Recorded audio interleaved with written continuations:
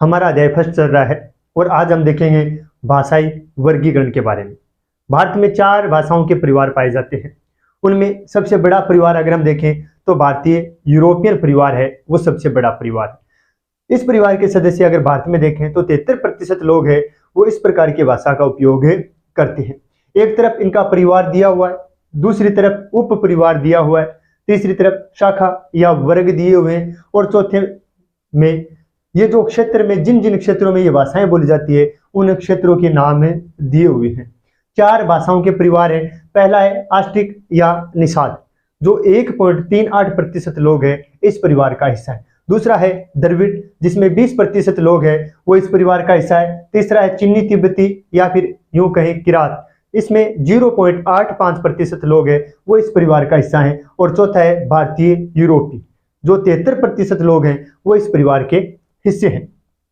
अलग अलग हम अगर बात करें तो पहले परिवार में आस्ट्रिक या निषाद परिवार है, उनमें ऑस्ट्रो एशियाई और ऑस्ट्रोनेशियन ये 2 उप परिवार है इसके। किसके? ऑस्ट्रिक या निषाद परिवार के 2 उप परिवार कौन कौन से हैं? एक तो है ऑस्ट्रो एशियाई और एक है ऑस्ट्रोनेशियन।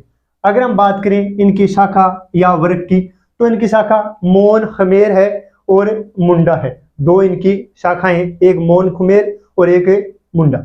अब मोन खुमेर जो भाषा है वो कहाँ कहाँ पर बोली जाती है? तो ये भाषा है वो मेघालय और निकोबार क्षेत्र में इस प्रकार की भाषा का उपयोग किया जाता है। मुंडा की अगर हम बात करें तो मुंडा है मध्य प्रदेश, महाराष्ट्र और बिहार क्षेत्र में इस प्रकार की भाषा का उपयोग है वो किया जाता है। ये सब परिवार आस्ट्रिक या निषाद का है। दूसरे परिवार की अगर हम बात करें द्रविड़ 20% लोग हैं वो इस परिवार के हिस्से हैं। अगर हम इसमें देखें शाखा या वर्ग, इसमें दक्षिणी द्रविड़, मध्य द्रविड़ और उत्तर द्रविड़ 3 प्रकार की शाखाएं इसकी है।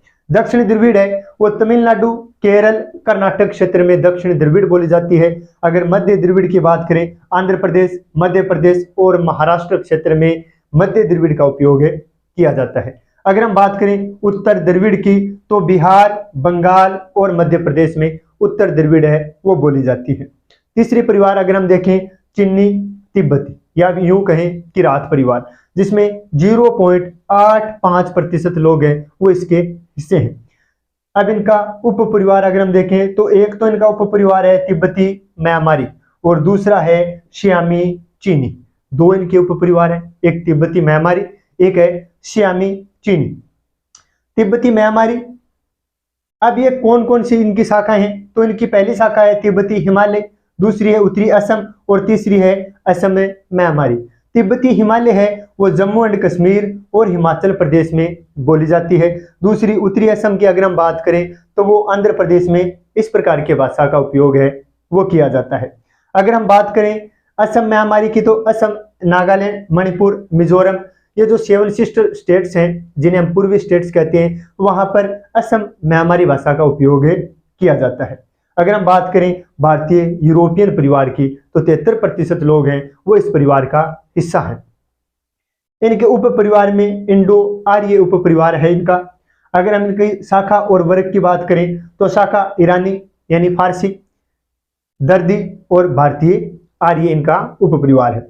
ईरानी ये जो ईरान में बोली जाती है फारसी भाषा है यानी ये भारत से बाहर बोली जाती है। दूसरी अगर दर्दी देखें तो वो जम्मू कश्मीर में बोली जाती है।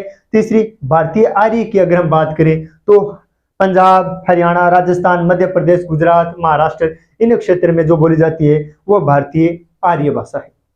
हमें याद रखना है भाषाई वर्गीकरण में सबसे बड़ा खानदान अगर हम देखें, सबसे बड़ा परिवार अगर हम देखें तो वो भारतीय यूरोपियन परिवार है क्योंकि इसमें 73% लोग हैं वो इस परिवार के हिस्से हैं। दूसरा बड़ा परिवार अगर हम देखें तो वो द्रविड़ है, 20% लोग हैं वो इस परिवार का हिस्सा है। तीसरा बड़ा परिवार आस्ट्रिक है और चौथा चिन्नी तिब्बती है। चारों परिवार की प्रतिशत हमें याद रखना है। सबसे बड़ा परिवार भारतीय यूरोपीय 73%, दूसरा द्रविड़ 20%, तीसरा ऑस्ट्रिक 1.38% और चौथा है चिन्नी तिब्बती 0.85% लोग हैं वो इस परिवार का हिस्सा है। धार्मिक संगठन की अगर हम बात करें तो हमें पता है भारत में सबसे बड़ा धर्म हिंदू, उसके बाद में बड़ा धर्म मुस्लिम धर्म है। हिंदू धर्म के लोग 79.8% यानी 79.8% हिंदू धर्म को मानने वाले लोग भारत में निवास करते हैं। उसके बाद अगर हम देखें मुस्लिम वर्ग, तो मुस्लिम वर्ग के 14.2% लोग हैं वो मुस्लिम वर्ग को मानने वाले हैं। तो तीसरा ईसाई धर्म है। ईसाई धर्म के लोग 2.3% है। 79.8, 14.2 और 2.3%। हिंदू, मुस्लिम और ईसाई तीनों क्रम से याद रखने। सबसे बड़ा परिवार हिंदू, दूसरा बड़ा परिवार मुस्लिम और तीसरा ईसाई है। 79.8, 14.2 और 2.3% है। सिख की अगर हम बात करें तो 1.7% लोग हैं वो सिख समुदाय से हैं। अगर हम बौद्ध की बात करें तो 0.7% और अगर हम जैन की बात करें तो वो 0.4% लोग हैं वो जैन समुदाय को फॉलो करने वाले हैं। हिंदू, मुस्लिम, ईसाई, सिख, बौद्ध, जैन, ये क्रम से हमें याद रखना है। हिंदू 79.8, मुस्लिम 14.2, ईसाई 2.3, सिख 1.7। अगर हम बात करें बौद्ध की तो 0.7, 1.7, 0.7। अगर हम बात करें जैन की तो 0.4% लोग हैं वो जैन समुदाय को फॉलो करने वाले हैं। अब हम देखें श्रमजीवी संगठन। श्रमजीवी यानी काम करने वाले। काम करने वालों को दो भागों में विभाजित किया जाता है। एक तो होता है मुख्य श्रमिक और एक होता है सीमांत श्रमिक। मुख्य श्रमिक वो होता है जो 183 दिन 183 या इससे ज्यादा काम करता है, कम से कम 183 दिन या इससे ज्यादा काम करता है, वो होता है हमारा मुख्य श्रमिक। 183 दिन से जो कम काम करता है, जिसको 183 दिन से कम काम मिलता है, उसे हम कहते हैं सीमांत श्रमिक। मुख्य श्रमिक और सीमांत श्रमिक 183 दिन या उससे ज्यादा काम करने वाले जो श्रमिक होते हैं उन्हें हम मुख्य श्रमिक कहते हैं और 183 दिन से कम काम करने वाले जो होते हैं उन्हें हम सीमांत श्रमिक कहते हैं।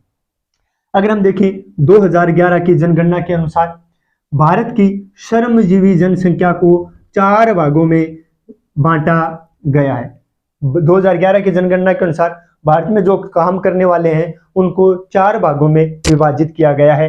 पहला होता है कृषक, दूसरा है कृषि मजदूर, तीसरा घरेलू औद्योगिक श्रमिक और चौथे होते हैं अन्य श्रमिक। 2011 की जनगणना के अनुसार भारत में श्रमजीवी हैं उनको 4 भागों में बांटा गया है। एक तो होता है कृषक, एक होता है कृषि मजदूर, एक घरेलू औद्योगिक जो कृषक होते हैं या श्रमिक होते हैं और चौथा होता है अन्य श्रमिक।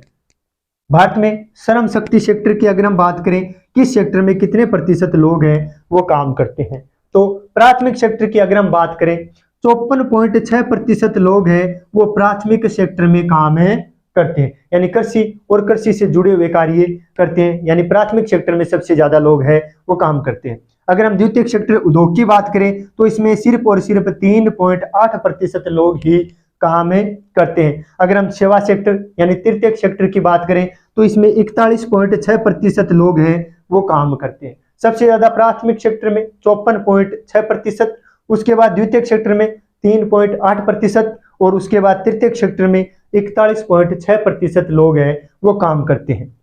हालांकि वर्तमान में अगर हम देखें तो कन्वर्ट हो रहा है, प्राथमिक सेक्टर में कम लोग बचे हुए हैं और जबकि यहाँ से कन्वर्ट होकर ज्यादातर लोग हैं वो सेकंड सेक्टर है उसमें जा रहे हैं। प्राथमिक सेक्टर है वो कम हो रहा है और धीरे धीरे सेकंड सेक्टर है उसमें लोग हैं वो ज्यादा जा रहे हैं। यह था हमारा अध्याय फर्स्ट। आशा करता हूं अध्याय फर्स्ट है वो आपको अच्छी तरह समझ में आया होगा। धन्यवाद।